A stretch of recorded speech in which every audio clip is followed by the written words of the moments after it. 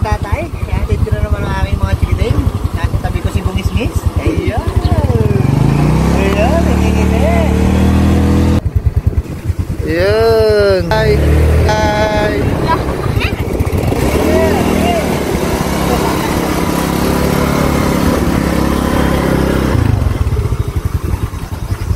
A few inches later.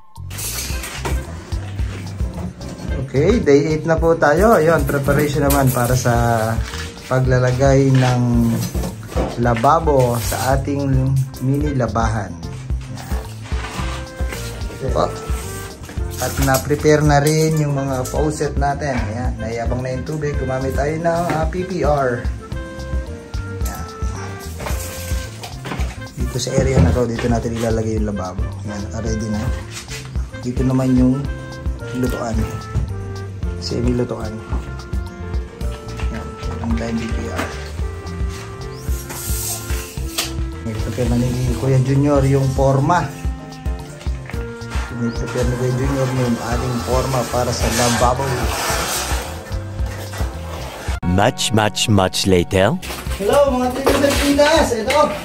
Para daw kami. Hindi may balbas yan. Forma niya tayo na. Hindi man na.